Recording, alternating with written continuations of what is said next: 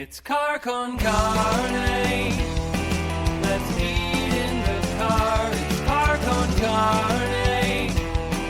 And now here's the star of our show, James Van Alstyne. Okay, this right here is Car con Carne. Car con Carne is a Q101 podcast of James Van Alstyne, and Car con Carne is sponsored by Exploding House Printing. Exploding House Printing is here for all of your screen printing, embroidery, and other merch needs. They're local. They're over in Hermosa, not too far from where we are.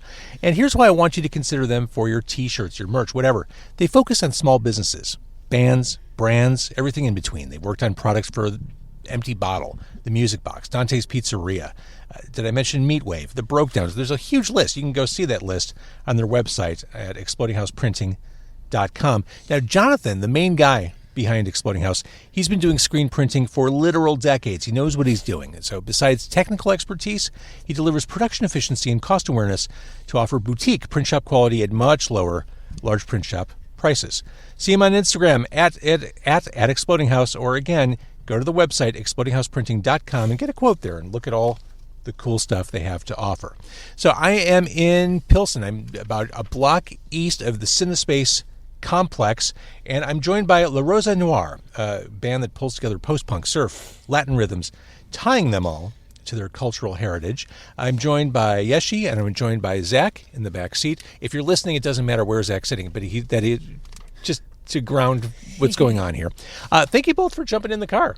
Thanks for having us. Yeah, thank you for having us. I mentioned the cultural heritage angle. It seems like if there were any time in recent modern history to come out and celebrate and support your cultural heritage, I think we're in it right now. Yeah. Historically speaking, this is the moment. No, for sure. I'm a firm believer in existence is resistance. And I feel like, especially by being like Latino fronted and led in times like these is so important. I am doing this for younger me, for other versions and younger versions of me out there. So it means a lot to me to be able to keep doing what we're doing and to just keep existing. For historical context, the band started in 2018? Yes. Yeah. Okay. I mentioned that you kind of tie together a lot of different sounds. What was the spark that got this going for you? I grew up in a very music-heavy family. A lot of my tios, my uncles were all like they were all rockers, really. I mean, I had a tio who was really into like Metallica, who put me onto that. I had a tio who put me onto Black Flag. He was more of a punk rocker. And just my dad was really into like classic post-punk, like The Doors and Depeche Mode, New Order, all that. Nice. So just like growing up, being exposed to that, and then I grew up in kind of like the last wave of like the MTV era, and watching music videos and watching Joan Jett cover Crimson and Clover, and that kind of rewired some of my brain connectivity there, and so all of that kind of just combined inspired me to be really a songwriter. I never pictured myself in a band. I always thought how cool and amazing that would be, but that just seemed like such a far off idea. Like there's no way that could happen to me. Like me? Why me? But I started writing. I was always a writer. I was that before being a musician. And it wasn't until my 11th birthday where I asked my dad if I could get a guitar, and he was like, sure, and got me a guitar. Then do you think it was one of those things, based on what we know about your dad, being a musical person, when you said that to him, the second you left the room, do you think he did one of these, like, yes, like it worked?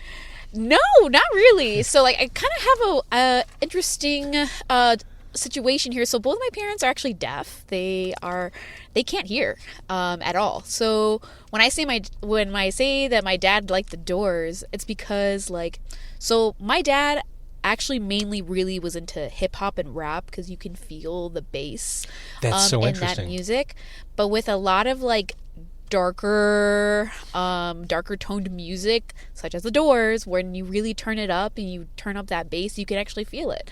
So as far as rock music, my dad really liked The Doors. That's really interesting. But yeah, so it truly is catching a vibe. Yeah, no, 100%. So I got a lot of music influence from my uncles in my family, and then my dad here and there. But really, mainly, he listened to rap and hip hop because that was the only music that he could really like feel. But every now and then, he would play The Doors and Depeche Mode and New Order, and he'd be like, "Whoa, this is something different," and it just completely caught to my attention. But yeah, when I picked up the guitar, and he was like, "Okay, sure," and I always tell people, I'm like, it was the best. One of the upsides of growing up in a deaf household was that nobody could hear how terrible I was trying to learn how to play the guitar. As you were figuring out, yeah. But yeah. Are you an only? I am an only child, yeah. So I technically didn't start speaking, because my first language was sign language. Wow. My second was English, so I didn't start speaking English until I was about 4, and that was only because my uncles were like, she's talking like a deaf person, because I was only ever exposed to, you know, my parents. And I was always shy, so I wasn't really social or talkative, and they put me into speech therapy, and I learned English. But by being, in a Mexican family and a Latino family, I learned Spanish as my third language. But yeah. And Zach, when did you sign on with La Rosa Noir?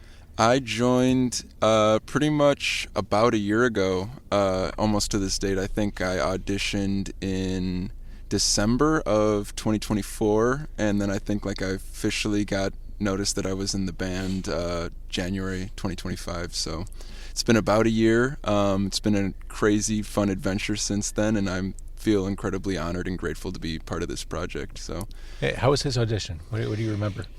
He was the first bassist out of 6 that we interviewed, and I'll never forget the day he came in, because we immediately knew that this was going to be our bassist. He came in dressed up for the audition, because we have a pretty, consistent image and aesthetic when it comes to how we present ourselves on stage and performing, and I think is so important. Yeah, absolutely. And and he came to the audition dressed like he was already in La Rosa Noir, so that was visually great first impression. He learned the whole album, and that was really on more icing on the cake. And then also we were testing, obviously, chemistry and making sure he wasn't a weirdo in the worst way, and he was a weirdo in the best way, because we're all weirdos. But yeah, it was a amazing audition, and literally everyone else that we auditioned after, we kept thinking about Zach. And we were just we already know we want Zach, but we want to be fair and give everyone a fair chance. But yeah, we already knew that Zach was the one. And I feel like all of the opportunities that have happened reassured the decision of having Zach as our official bassist, because we as soon as he signed on with us, we had nothing but big and successful show opportunities. So I feel like a lot of that is also attributed to his bass playing as well, because he's fantastic. And there's a lesson here for people who are on LinkedIn. Dress for the job you want. Yeah. Oh yeah, 100%. Definitely was going through my mind. I was like, I'm going to dress nice and professional. I put on a button-up shirt, belt, fancy shoes, the whole works. I did plenty of research. I looked up videos of their live performances going. Yeah. I put in a lot of work. I held this project I put them on a high pedestal, and I made sure I raised myself to to their level. So I felt like I was, actually contributing something to the project.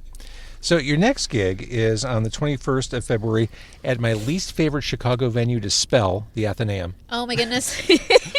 Yes. Not a fan. A cool old building. Yeah, it's gorgeous. But I just don't want to have to spell it, at least not under pressure. Oh yeah. It's like Jardinera. I have a hard time with that one too. Oh my goodness. Oh yeah. Even just thinking. I'm a good speller. Those two ones always mess me up. So that show's coming up on the 21st, and you just as we're recording this, it was 2 weeks ago you headlined Bottom Lounge.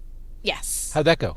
It was great. It was incredible. One of my main concerns is audience, and if people are gonna come, sure, that's of course. always my especially concern. in January. Yeah, but people came out. We filled the place out, so that was really nice. And of course, you talked about Zach came on board. Lots of big stuff in the past year. you can't talk about that and not talk about the fact that he played Riot Fest. Oh my gosh, yeah. No, it was incredible. I never, like I said, I think often about younger me and, watching MTV music videos or YouTube music videos and musician documentaries and just thinking that's never going to be me. Like that's so separated and far from me. And to accomplish something like Riot Fest was the absolute most monumental dream come true for me. So super exciting. So last year, you put out all of the above, 3-song single. This is meant to be taken in as one suite of music. Yes. Yeah. I mean, it's all threaded together. Absolutely. Yeah, it's technically 2.5 songs, but we figured that it has its own individual track. We'll count it.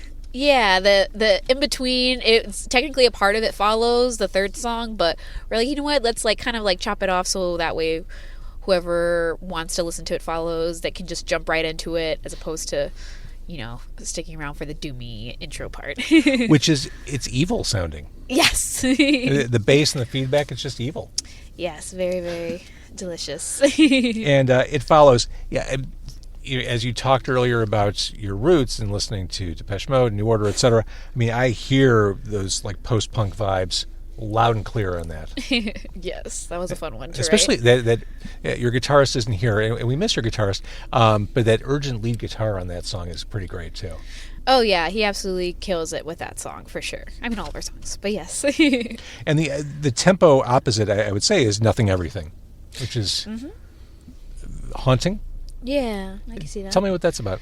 Yeah, so Nothing Everything is really about going through something isolating and traumatic and, being told by a person that you trust that they can provide you certain things or give you certain things that you deserve or yearn for, and then coming to realize that not only is it a lie and untrue, but also they are completely incapable of hurting you, and in doing so, makes you feel small and scared, and that's kind of that. I mean, that's exactly what Nothing Everything is about. Mm-hmm. And It Follows. This plays to me like a breakup where someone can't get the message. Yeah, no, for sure. I initially wrote It Follows with the intention of writing about depression and the depression ghost, and being frustrated that they're always there and saying, don't follow me, I'm going the wrong way, kind of fooling them that I'm going the other way. But it was interesting because as I was asking other people, other vocalists and lyricists, what they thought about the lyrics, because I rewrote a lot of the lyrics, and, Sure. and they were saying that that it does come across as like an ex or someone that you're trying to get rid of, and I'm like, interesting, okay. So I did. But it's more metaphor than anything else. Yeah, no, for sure. But I mean, it could really be about anything, because when I finished up the lyrics for It Follows, it was actually like a month ago. And I actually thought a lot about the climate of the world today and how, we're just trying to, I'm so sick of all of just the sadness that's happening right now in our country, and I really kept that in mind when writing It Follows. And even with Nothing and Everything, I mean, I already had the lyrics set for Nothing Everything for a long time, but I was like, oh wow, it actually kind of resonates with how one could feel when you put your trust in a country, thinking that they're gonna be here for you and support you, when really, in fact, they unexpectedly or expectedly lie to you and hurt you and do some pretty traumatizing things to you. So so these songs unintentionally but intentionally ended up being about, could be about the state of our world today. And last year we got Heart on My Sleeve, which is surfy, which is what people can think of the band. Yeah, for sure. The surf vibes. Now, where did that influence come from? Because we're sitting here. It is 4 degrees outside, basically, in Chicago in January. The one thing we're not feeling is surfy right now. I could see that, yeah. I mean, I feel like the surf genre has always kind of, the surf genre has always been a part of the Rosa Noir identity. Really, owing to our previous drummer, he was really pushing the surf vibe for the Rosa Noir sound, and it kind of just stuck. And I mean, we do have a lot of waves and wind in Chicago. Maybe not waves from the ocean, but we definitely have a lot of wind in the city, and we kind of like translate that into like being our version of surf. And surf can also exist in the Midwest, and people can be salty like an ocean.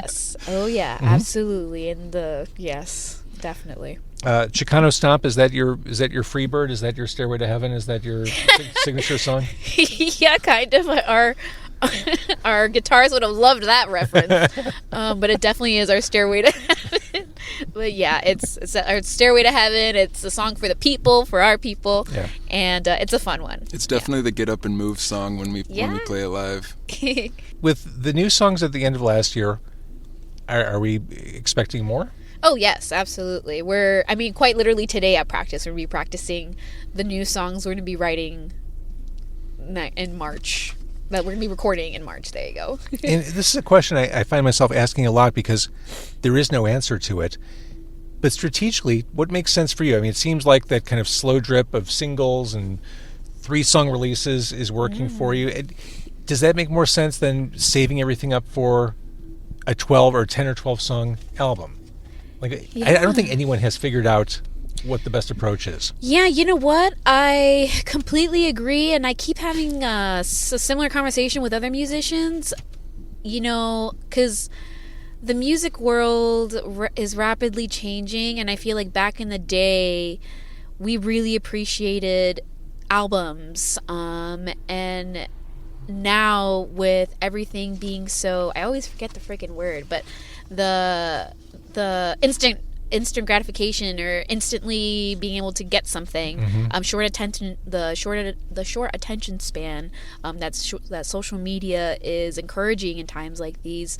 Like, from what we've noticed, like, it seems that singles or EPs are doing better than albums, which saddens me because I'm an album girl. I grew up buying albums, whether it's on a tape or on a CD, on vinyl. I love albums, but I feel like to just keep up with today's music consumption pattern or format, it seems like singles and EPs are the best route as far as releasing music, but I don't know, I could be completely wrong. We're all figuring it out. I had a conversation weird. with Jonathan from Time Thieves on the episode before this, and kind of to your point, we were talking about how everything is, what have you done for me lately? Like, you need to stay present and visible because it's so easy for people to just put their attention elsewhere. Like, you almost need to keep peppering. Yeah.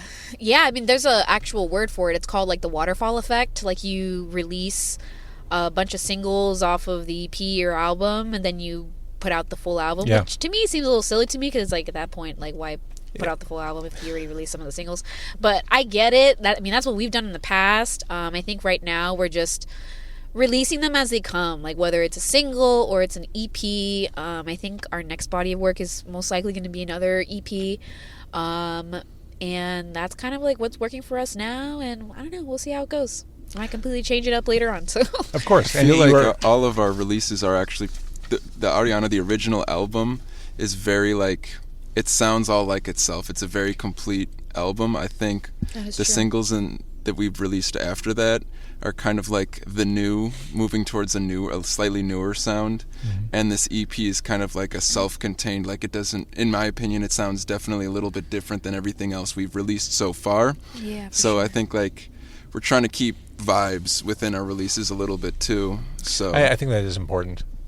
Everything is more like consistent and congealed in a more solid idea all the way through. I love the fact we're outside Music Zone. We're inside a sealed car. I can hear drums as we're talking. Like, no mistaking the fact that we're by a practice space or practice building. Yeah. Okay, so looking ahead, again, it is the Athenaeum on the 21st. More new music to come. Thank you for just walking outside on a night like this No to do problem. this interview. Yeah, thanks for coming I appreciate you both. No worries.